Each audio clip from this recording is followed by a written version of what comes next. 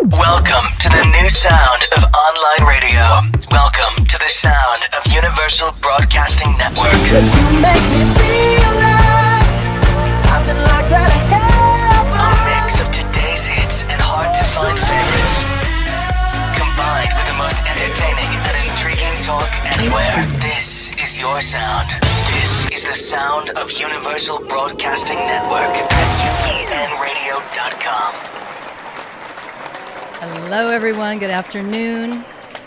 Welcome to Distill It, a 360-degree view of life in sports. We're so happy to be here every other Tuesday on this fantastic online network, UBN, bringing you a show that looks at all aspects of sports, not just the scores or not just what happened on the field, but really more about what's going on off the field, around the field, the kind of the behind the scenes look of every aspect of sports, whether it's professional, amateur, or home. We're very excited to be here today. I'm your host, one of your hosts, Wendy Rosenthal. I'm here with my amazing, wonderful, lovely, sometimes reluctant co-host, Eira Schwitzer. Welcome, everyone. Yay. Welcome. Today, we are going to talk about something that is sadly, really unfortunately, near and dear to my heart right now. It is. We've been talking about it for a long time. I have, which is slumps. I actually don't like that word anymore. I keep saying it, and it's like, it's not even a nice word. Saying it doesn't help you get out of it does help you get out right? of It kind of reinforces this place you're in already, which is not a good necessarily a good place. Exactly. So, but it's an important thing because slumps actually, whether you play sports or not, really do affect all of us. And I think that we have slumps in our life, in career, in relationships, all over the place. So I think some of the things that we're going to talk about today, even how to even get out of a slump, will be relevant to anybody, not just athletes. I wanted to say hello to our favorite engineer and security blanket, Jarvis. Hello. How are you doing today? I'm great. How are you? I want to know, you've been a former athlete yourself. Yes. Have you ever been in a slump? Yes. And tell me about it. I was playing forward in high school, my basketball team, and I think I probably went like 0 for 8 or something in the first half. Yeah. So it was tough. So at halftime, I just kind of convinced myself, okay, I can't stop shooting. I just have to keep playing through it, and still have confidence in my shot. I've been practicing the shot. Exactly. Just have confidence in what I've been practicing. So I had to do a mental thing almost to kind of convince myself, you're okay, calm down, just play through it. And in the second half, it got better. Yeah, it got better. That's such an important thing to remember, is to just keep doing what you know how to do. Yeah. Keep doing what you've been training to do. But luckily for you, though, Jarvis, it was only like a half of a game. Right. It wasn't like me, that's like pushing 5 or 6 weeks right now, trying to get myself back out there and exercise and all of that. Oh, so, yeah. Well, thank you for sharing. We really appreciate you. We love that you're here with us. Also, I want to just mention that we are on Facebook Live as well. Welcome to everybody who is watching on Facebook Live.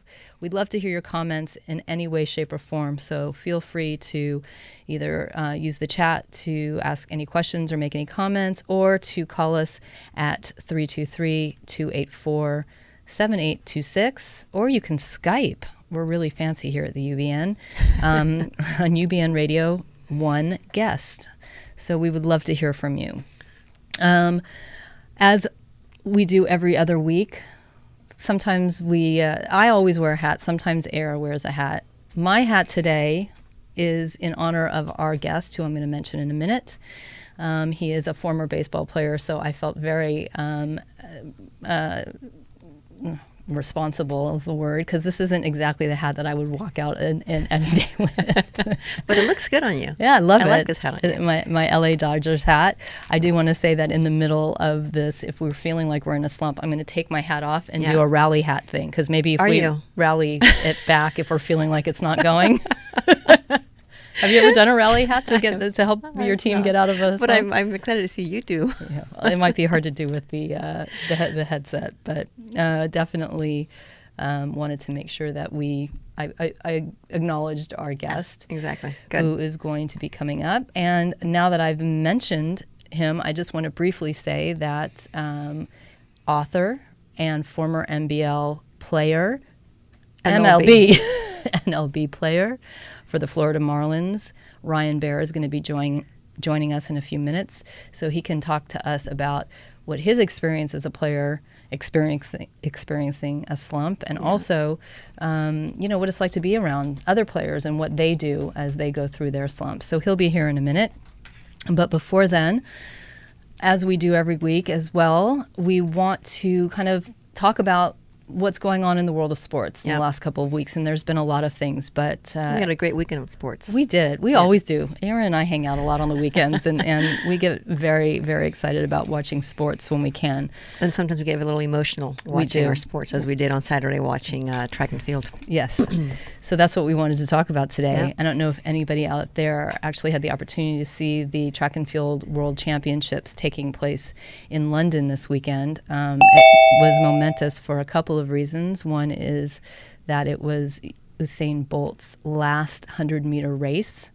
Mo Farah, who is the famous British 10,000-meter runner, it was also predicted to be his last race. And it was one of the most exciting races I think I've seen in a long time. Yeah. What do you think? Yeah, really cool. Absolutely. I mean, it was just, I think we must have seen that finish 10, 12, 15 times in a row. Like, we got to see how that happened. How did that happen? How did that happen? Right. It was amazing. So for those of you who missed it, it was pretty confidently that at least Usain Bolt, Justin Gatlin, and Christian Coleman were going to take the top 3 spots, but nobody expected it to end the way it did. And that is because Christian Coleman was leading it literally until the last 10 or 15 steps, which was unbelievable. Yeah.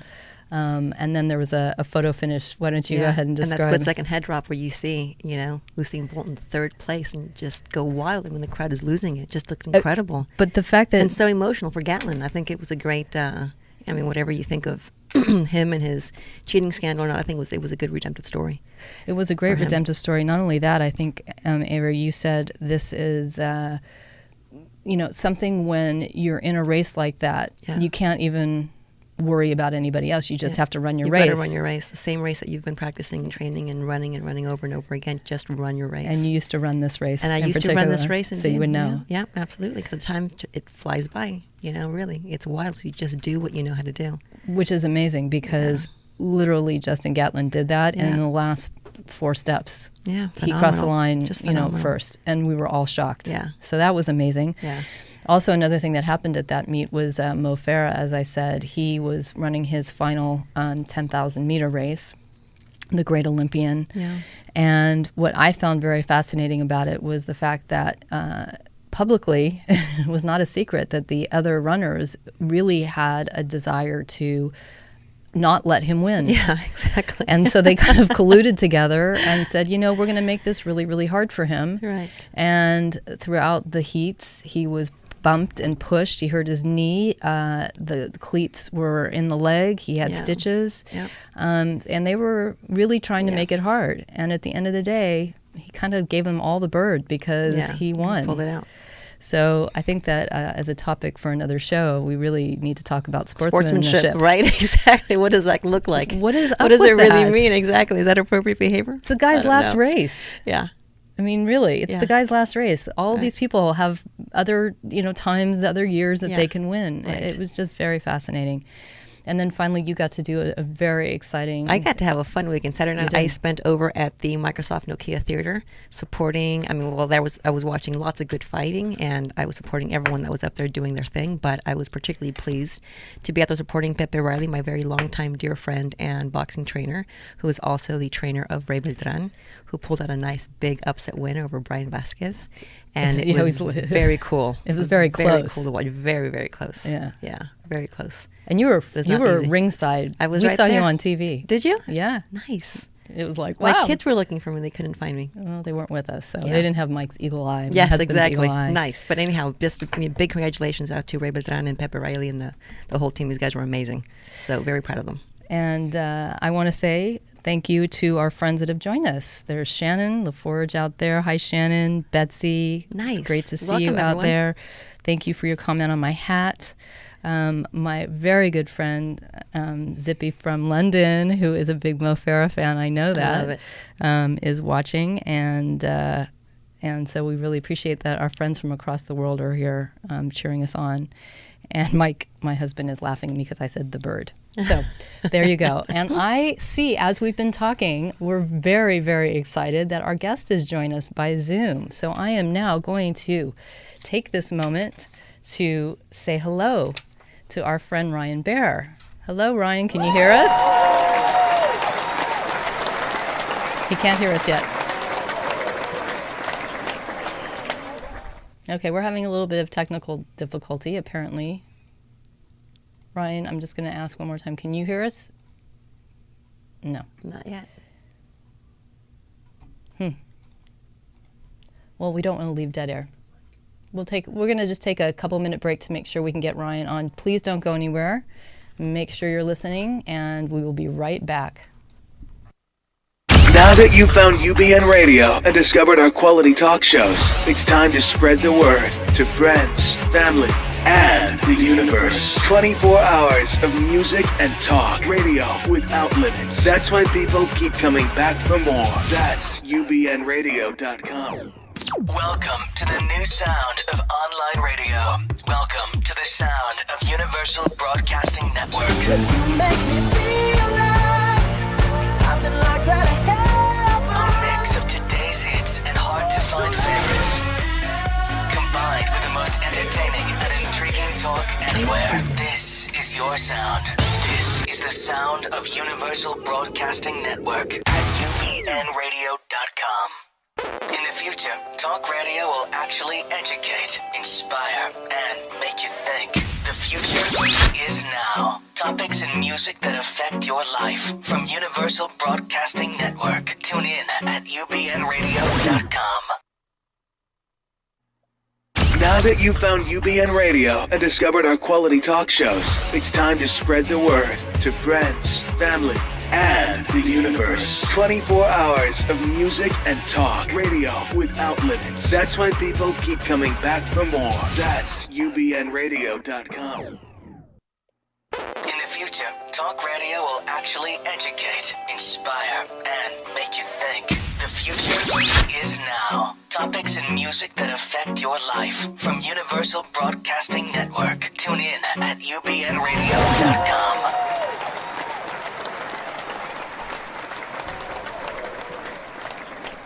Okay, hi.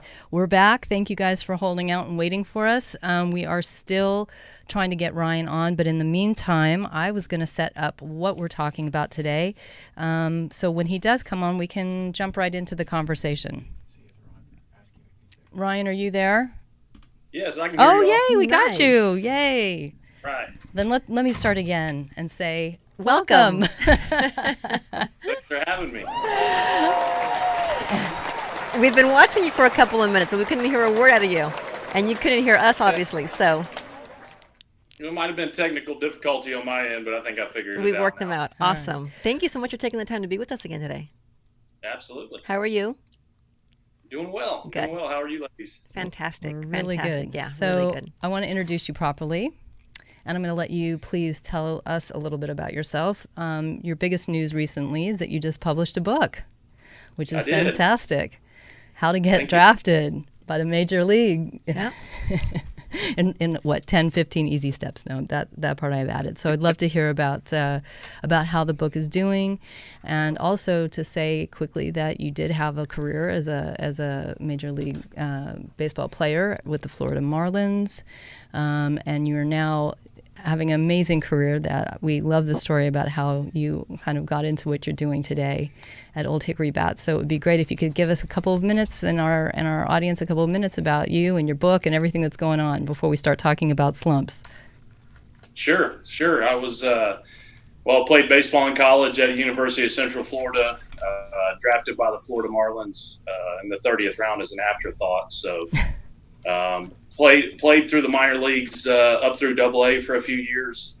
Got into a few big league games in spring training. Was never on technically a major league roster during a regular season game, but got to play with some of those guys and kind of set the stage for the rest of my career as far as what I do now with Old Hickory Bats. I'm in sales with them, so I call on major league players and work with them as far as customizing baseball bats for them.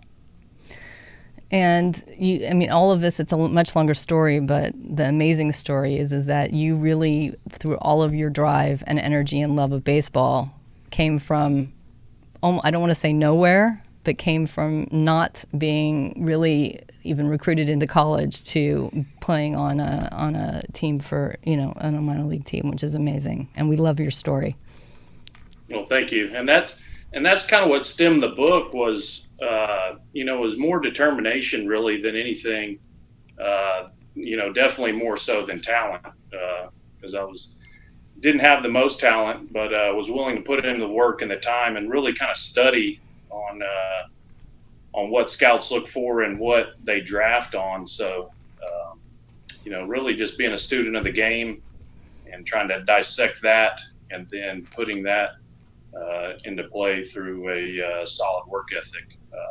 And that's what I'm trying to convey to a lot of others out there is it's, people think the most talented players get drafted, and that's not always the case.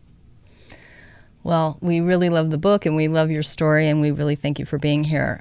We brought you here today because we want to talk about slumps with somebody who has been in a position to be in one at a very high level, as you shared with me, but also who has been around players, obviously, that go through them, and just to get a player's perspective of what a slump is, because, a lot of this topic was driven by, I was saying, my personal slump right now, and I'm a runner, and I'm going through one right now, and Eira has, not as long as I have, but has gone through it on, in her athletic career. So it doesn't just affect the elite athletes, but it's the most visible when you're watching elite athletes. So we really wanted to get your perspective and even your thoughts on what a home athlete ultimately can do to get out of a slump. So can you tell us a little bit about your first slump?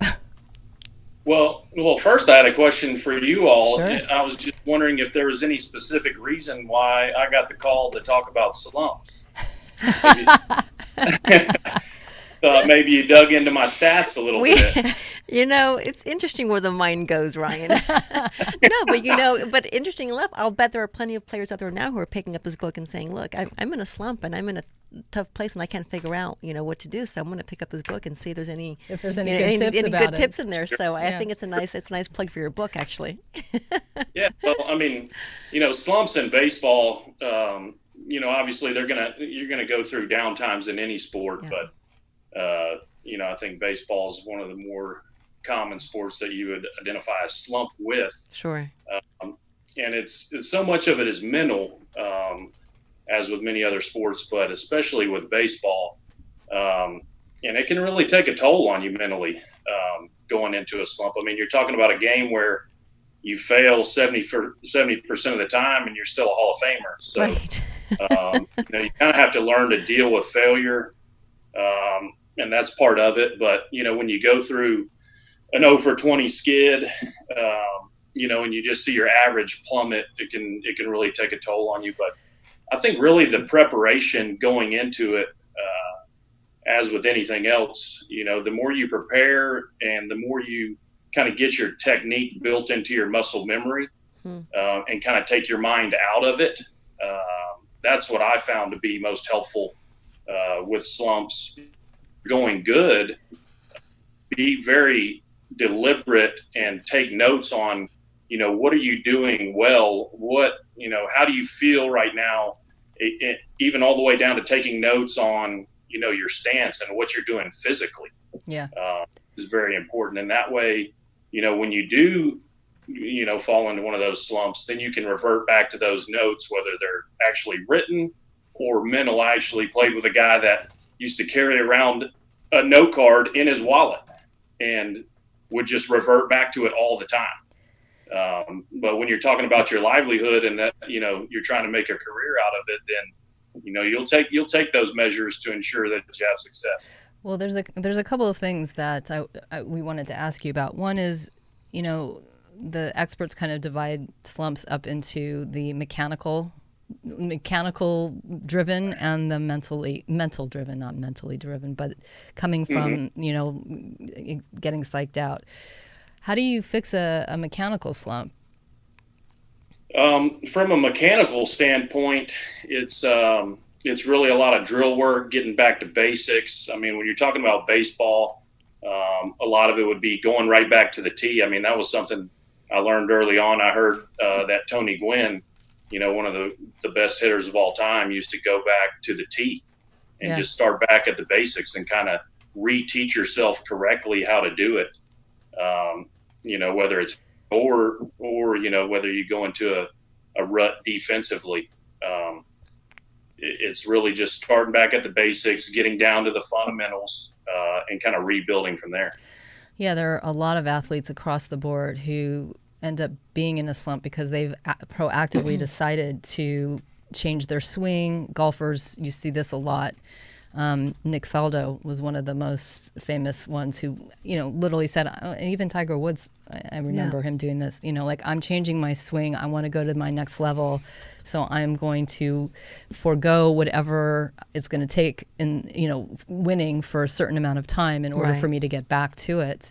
So there's a little bit of a difference between proactively changing something. What happens when it's a mechanical change, like when it's not a proactive change, where it's not I'm making this choice, where all of a sudden you think you're doing exactly what you have always done and yet you haven't? Has that ever happened to you, or can you explain that a little bit in more detail? Absolutely, and it's a very strange thing because especially in baseball in the minor leagues, when you're talking about, you're playing 7 days a week, you might get 3 off days a month. So, I mean, you're playing every day, and for your body to somehow forget what you're doing it'll really blow your mind because everything feels the same. But that's when you go to the film and you bring the film into it and you say, okay, what was I doing when I was doing good on film? And then you almost have to, this is where the psychology comes into it. From a mental side, you kind of have to trick your body into doing what you want it to do, because your body's telling you, I'm doing this the same way every time. And you're watching it on film. And even though it feels the same, when you look at it on film, you realize, wow, that's way different. So you have to find ways to almost overcompensate to where it does feel different, to make an adjustment. Whether it's adjusting on the further end of that spectrum and then dialing it back in to where you need to be. That was, typically what I would do, because a lot of times you see guys, they think they're making the adjustment and nothing is changing. So without the help of film or, trying to overcompensate and then dial it back in, I'm not sure really how you come out of something like that. But those were, the two things that I would refer to. And it makes a lot of sense. One of our listeners, again, from the UK, is thanking you, Ryan, for the tip, because even though she's not an athlete, and this is what we were saying, Ryan, before you came on, that, slumps affect us whether we're an athlete or not.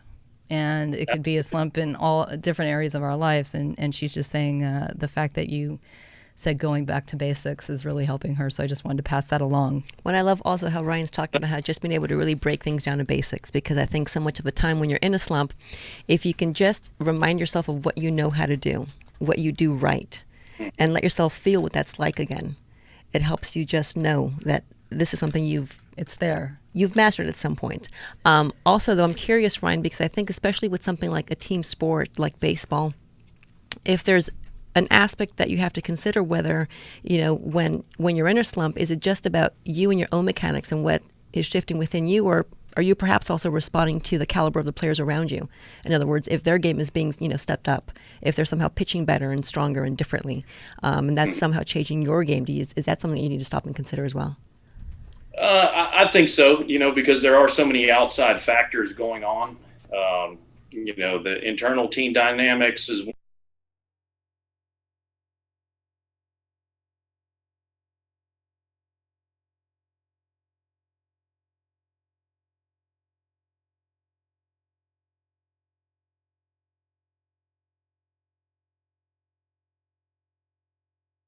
run into some issues, from a competition standpoint. I mean, sometimes you're just going to run into a really good arm. And he's just going to, because they always say, good pitching, usually beats. Sometimes you're just going to run into a buzzsaw like that, and you got to tip your hat to him, and you got to come back the next day, and maybe he got you on that day, but you've got to put in the work to ensure that you make adjustments and that he doesn't get you the next time. Well, collectively, I read an article that in Major League Baseball a few years back, I want to say 5 or 6 years ago, there was almost a collective slump on the hitting side of things. So the average walks went down, and the average strikeouts went up. And that had a collective impact on all the batters. So all of a sudden you were seeing slumps where you hadn't before, because the pitching was going to another level. The caliber of pitchers were coming into the league, and all of that were really changing the dynamics across the board. So absolutely, it's fascinating how it could be like a collective slump, like you're saying, because it's like a response to external issues, something else that's going on in the team that you can't control. Exactly. So if we're talking about now more the kind of the mental side of it, the emotional side of it, I was reading an article about some of the things that can happen that start a slump, and any of your feedback on any of them or something that you want to talk about would be really great to hear. For example, a bad performance at a really big game. So, you have, you're up there, it's the last out, and you strike out, and it's, your team loses as a result of it. How does that translate into messing with your head? Too much pressure from coaches. I don't know if that happens. Does that happen at the big league or even the minor league level or the professional level? I think at the professional level, you're putting so much pressure on yourself that, you obviously want to perform well. You want to impress your coaches, the front office, the people that picked you to be in their organization. But at the end of the day, I think, if you're a competitive player, which, guys in the big leagues are, they're putting enough pressure on themselves where, the manager, he's just trying to put them in the right situation at the right time. And I think most players can get that. I think most of the pressure that they're going to feel is coming from their own, want or desire to succeed. But having played baseball for as long as you've had, certainly since you were a child, do you feel that has more of an impact on maybe kids coming up through high school, that the coaches are putting a lot of pressure on them at the wrong age, the wrong time? Or families, parents. Or family, them. Yeah, I mean, I don't know. It's hard to say, really. I think every situation is different. I think in some situations I don't want to say that you should apply pressure, but I don't know that there is pressure. I don't know that it's just kind of everybody goes out on the field and has fun. But, for me coming up, winning was fun. Right. Yeah. And that's and, playing hard and doing things right, winning was a byproduct of that. But it all goes back to, how much you want to put into it. And, I think there's cases where, yes, there's probably too much pressure on the kids. I mean, the travel ball circuit nowadays is like professional baseball. Right. Yeah. They're flying kids in from across the country, at 12 years old to be a ringer on a team. They're bringing in a top-notch arm. So from that standpoint, yes, I think the pressure could get really out of control. So I think it varies, on a case-to-case basis, really. I also love that you touch on having fun, because I think sometimes what's so important with the slump is to be able to reframe it and put it into a different framework. So, in other words, is there a good reason for the slump? Does your body need a break? Right. Is it time maybe for you to stop and look back at why it is that you're still here doing what you're doing? Are you still having fun? Right. Is your heart right where it needs to be? Are you enjoying what you had been enjoying in the game all along? So I think there's also an aspect of having to reframe the slump to really look at how it serves you rather than how it's hurting you in any way. Right. Can you talk a bit about that, Ryan? Yeah, it all does go back to your mindset, really. Yeah. You got to find a way to be positive every day, because there's going to be a reason to be negative. But you gotta find a way to push that aside and just have fun with it. I mean, at the end of the day, for baseball and most sports, you can break it down to the fact that it's a kid's game. Right. With very high stakes, but a kid's game nonetheless. But it is a game, and at the end of the day, if you can't have fun doing it, I mean, that was one thing for me is, in the minor leagues, we didn't get paid much, but Sure. just the fact that somebody thought enough about you to put you on a field and call you a professional to do it. I mean, you were playing a game. You were playing a kid's game. Right. So, I mean, if you can't find some fun in that, then I think you need to kind of deconstruct that and take a look at what you're doing. Sure. Because the game's meant to be fun. There's so many little nuances and little details in the game that even today I'll watch a game and it'll just make me, get a good laugh. So back then, now granted, I mean, if you're 0 for 25, you can also be pretty bitter. But yeah, I think again, almost like I said about breaking it down, taking it back to the basics. Yeah. You need.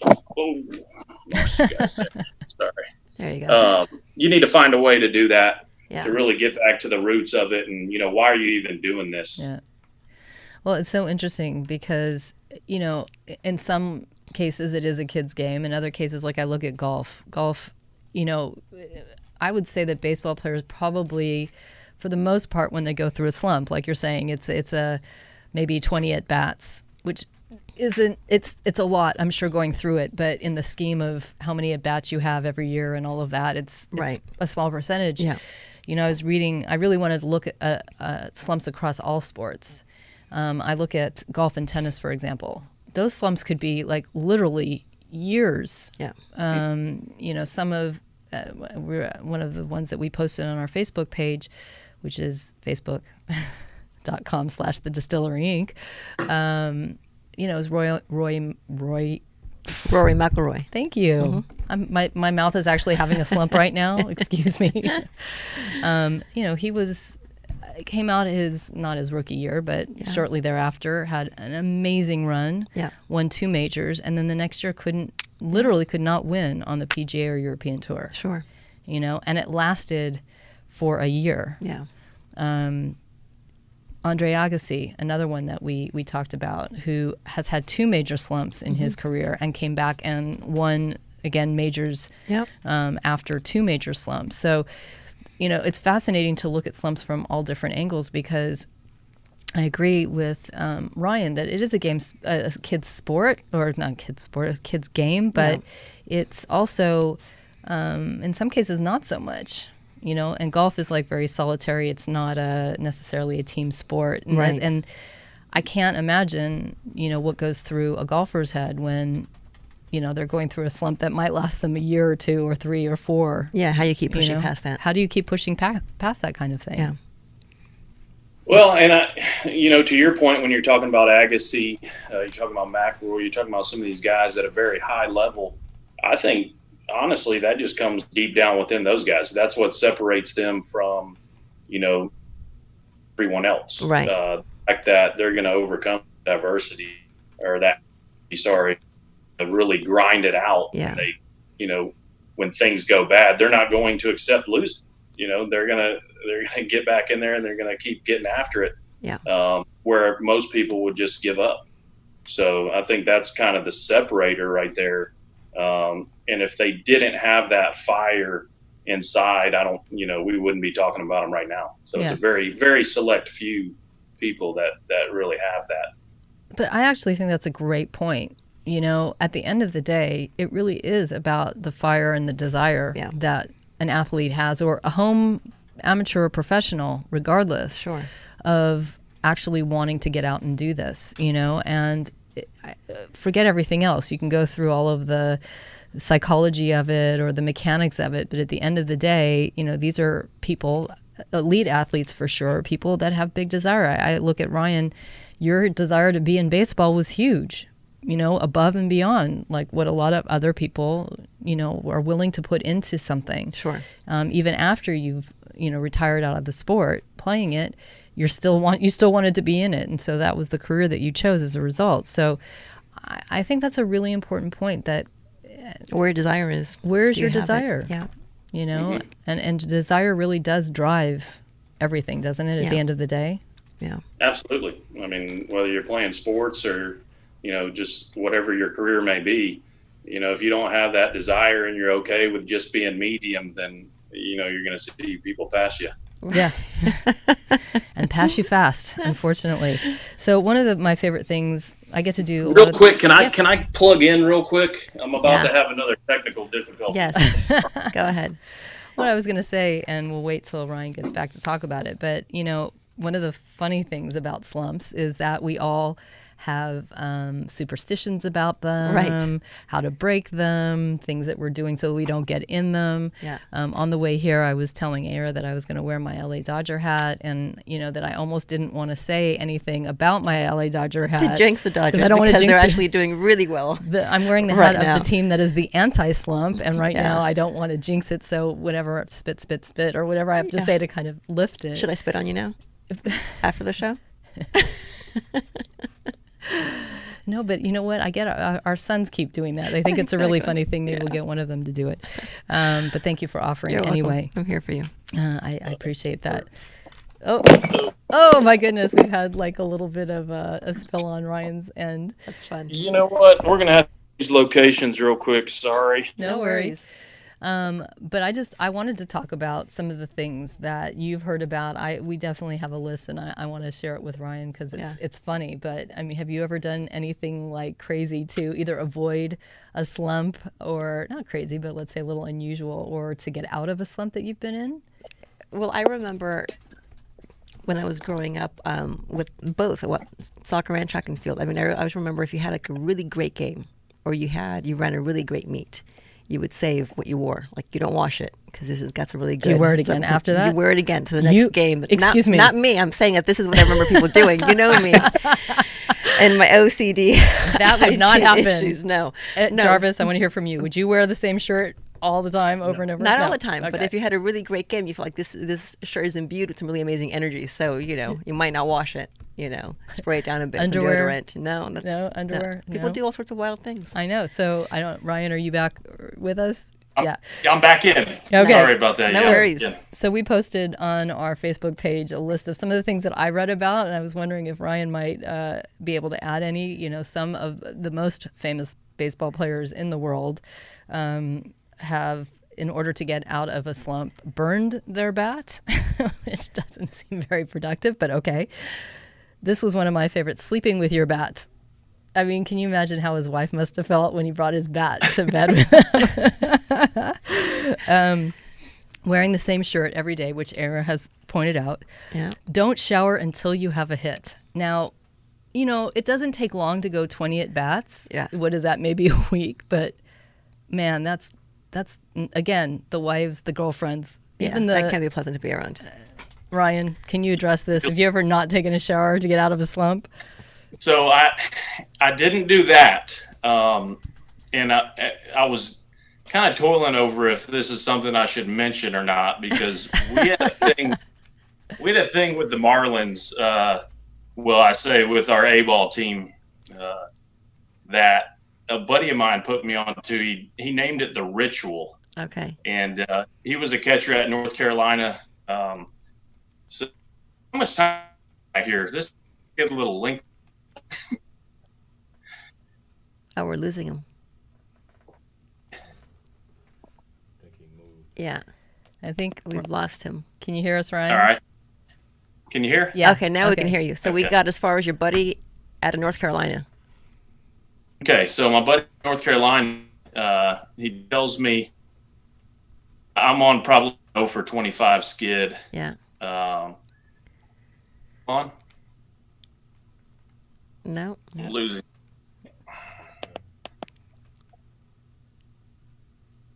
Okay, try again. Yep. Okay. Yeah, so he tells me we need a couple items after the game in order to break you out of this slump. Okay. So, at this point, I'm thinking, say the word. I'll bring whatever you need. Sure. Like I've got to get going here. Yeah. So the items were a bat handle, a batting glove, a baseball, a pocket knife, and a lighter. Okay. So Sounds promising so far.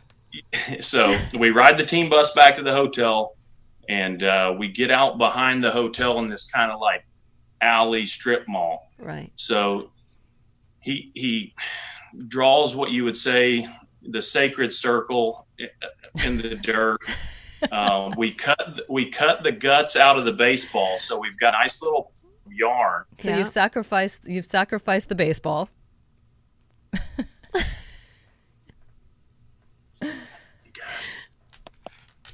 We've lost him again. Are we there? Yeah. Yeah. Okay, so we cut the guts out of the baseball. Yeah. A nice little pile of yarn to set on fire. So that's where the light is in. Can you get? Yeah. So for those who might not have heard, we set the guts of the baseball on fire. Yes, set them on fire. Now it gets in, for lack of a little grip. You have to urinate in it to seal the ritual. So there was 3 of them. It's a little off. Oh, wait, you're all doing it at the same time? Yeah, that's kind of Okay, let me recap because you've been going in and out. So you take the ball. There's a sacred circle, first of all. There's a sacred circle. Yeah. You take the guts out of the ball. You set it on fire, and then you and your friends urinate on the fire On the fiery ball. to put it out. That's right. Did it work? That's exactly what has to happen. So the next I go to the park, Yeah. thinking, well, I mean, for all I better have a big day. So my first at bat, I step in the box. We're facing Steve's top pitchers at the time, Chuck Tiffany. He was a prospect back then, but so I step in the box. First were strikes, and I didn't even see them. I mean, it was like I didn't even dig in yet.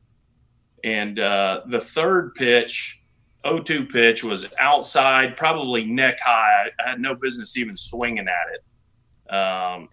And I put it in the bullpen over the right field fence. Where my buddy that originated the ritual was. He was catching in the bullpen that day. That's brilliant. So great. So you've passed that on to many other players along the way because it certainly worked for you. Well, I figured, this was a little over 10 years ago now, so I figured this was declassified information. I mean, there's probably only a handful of people that have ever even heard about the ritual, but cat's out of the bag now, so it's out anybody of the bag. who hears this, it's up for grabs, but it'll get you going. It'll get you going. That's all that matters. It works. Tried and true. I just want to say the visual that's in my head is a bunch of like businessmen, Yes. right, who are in slumps. Yeah. They're like, ooh, we heard about the ritual. Exactly. Sacred circle. Sacred circle. Gut the ball. Set it on fire. I want you to know the women's version of that would look much different. Because a bit more neater. Yeah, a little bit neater, Well, and our butts would all be together.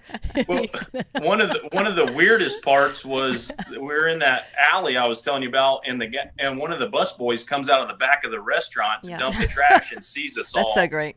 It just gets out better. there. So it just gets yeah, better it was and better. it was weird. It was embarrassing, but at the end of the day, You hit a home run. I think I wound up 2 for 4 with a double and a homer, so I'll take it. That's Perfect. hysterical. And I bet Perfect. you Jarvis won't be able to find anything about the ritual online, right? He's like sitting there going, where can I find it? Is there any videos out there? Yeah, that would be a tough find. I got to tell you, I love that story. this was worth, you asked us why we wanted you to come on and talk about slumps. Right there, Yeah, that was it. That was worth it.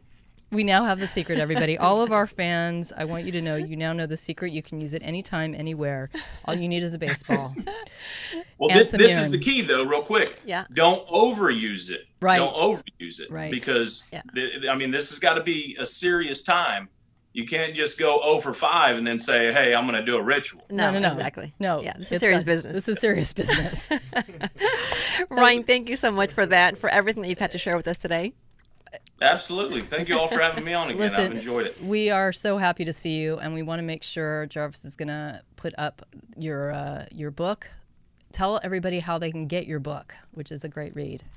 You can get it online, getdraftedmlb.com. It's a digital download. It's available in PDF, Kindle, and iBook form. So instant delivery, no hardback right now. Still working on that, but I think everything's digital now anyways. So Yeah. pretty easy. Well, Easy to we've been grab. through it ourselves. It's a great read, so we recommend it to anyone who's got someone interested in baseball, someone that needs a little bit of help to get going. So And know that you did not put the ritual in the book, so No. you've heard an That exclusive one was here left on out. Distill Maybe on It. the sequel. Ryan, we love talking to you. We hope to see you soon. thanks again, Ryan. Put it. Thank you all. Bye.